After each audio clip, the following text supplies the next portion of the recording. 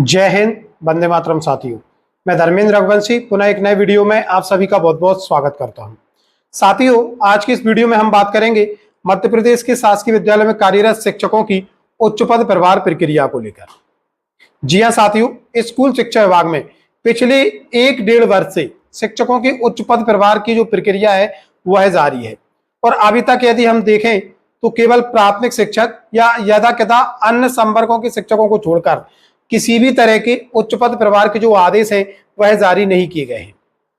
लगातार शिक्षकों के प्रश्न आते हैं कि आखिरकार जो उच्च पद प्रभार के आदेश हैं वह कब तक जारी होंगे और ये प्रक्रिया कब तक पूर्ण होगी। इस पर लगातार असमंजस की स्थिति बनी हुई है। लेकिन आखिरकार बीते दिन यानी कि 21 मार्च 2024 को डीपीआई से शिक्षकों की उच्च पद प्रभार प्रक्रिया को लेकर बड़ा अपडेट निकलकर सामने आया है। जी हां साथियों, पिछले 6 माह से शिक्षकों की वरिष्ठता सूची निर्धारण का जो काम है वह जारी था। आखिरकार उसे पूर्ण कर लिया गया है और माध्यमिक शिक्षक संवर्ग यूडीटी और एचएम की जो अंतिम यानी कि फाइनल वरिष्ठता सूची है वह जारी कर दी गई है। संबंधित शिक्षक साथी इन वरिष्ठता सूचियों को विमर्श पोर्टल, एजुकेशन पोर्टल, साथ ही साथ कई सारे व्हाट्सएप ग्रुपों से डाउनलोड कर सकते हैं। एजुकेशन पोर्टल पर भी आपको ये सूची मिल जाएगी। जैसे ही अंतिम वरिष्ठता सूची जारी हुई है, शिक्षकों के लगातार ये प्रश्न आ रहे हैं, अब शिक्षकों के उच्च पद प्रभार आदेश कब तक जारी होंगे। एक बार फिर शिक्षकों के मन में उच्च पद प्रभार की उम्मीद जगी है। साथ ही साथ सबसे बड़ा सवाल ये भी है कि क्या अब सीधे आदेश ही जारी होंगे या एक बार फिर काउंसलिंग करवाई जाएगी। साथियों, हम आपको यहाँ पर स्पष्ट कर देना चाहते हैं, जिस तरीके से फाइनल सूचियां जारी कर दी गई हैं, अब केवल शिक्षकों के उच्च पद प्रभार के जो आदेश है वह जारी करना शेष रह गया है।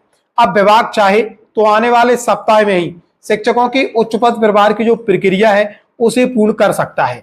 लेकिन वर्तमान में यदि हम देखें तो लोकसभा चुनाव की प्रक्रिया जारी है विभिन्न जिलों में, हम यूं कहें पूरे देश में ही। साथ ही साथ आचार संहिता भी प्रभावी है, तो इसको लेकर असमंजस की स्थिति है कि क्या लोकसभा चुनाव के पहले डीपीआई शिक्षकों के उच्च पद प्रभार की प्रक्रिया प्रारंभ करेगा, उनके आदेश जारी करेगा।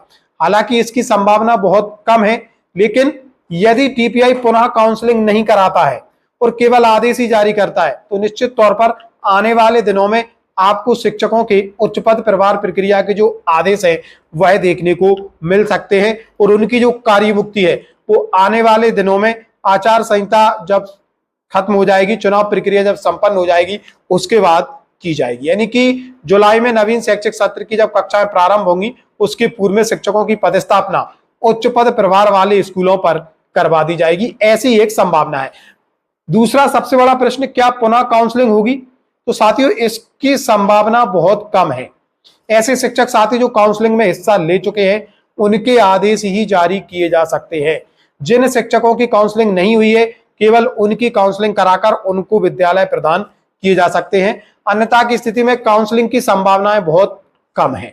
लेकिन अगर डीपीआई इसको लेकर कोई निर्देश देगा, किसी भी प्रकार की तैयारी करेगा तो जरूर आपको इससे अवगत कराया जाएगा। अभी तक पुनः काउंसलिंग को लेकर डीपीआई से किसी भी तरीके के इनपुट्स प्राप्त नहीं हुए हैं। साथियों, शिक्षक साथी लगातार इस चीज को लेकर भ्रमित है कि काउंसलिंग होगी या नहीं होगी। तो साथियों, इसको लेकर स्थिति स्पष्ट नहीं है। जैसे ही कोई जानकारी प्राप्त होगी जरूर वीडियो के माध्यम से आपको अवगत कराएंगे। साथ ही साथ उच्च पद प्रभार प्रक्रिया को लेकर अब जो भी अपडेट आएंगे लगातार हम अपने चैनल पर रखते रहेंगे। यदि आप भी उच्च पद प्रभार प्रक्रिया में सम्मिलित होने जा रहे हैं, आप भी आदेशों का इंतजार कर रहे हैं, तो आप हमारे चैनल से जरूर जुड़े और इसे सब्सक्राइब जरूर कर लें ताकि महत्वपूर्ण जानकारी समय समय पर आपको मिलती रहे। साथियों, ये था आज का महत्वपूर्ण अपडेट जो कि शिक्षकों की उच्च पद प्रभार प्रक्रिया को लेकर था। मिलेंगे जल्दी नए अपडेट एवं नए टॉपिक के साथ। तब तक के लिए जय हिंद, जय भारत मित्रों।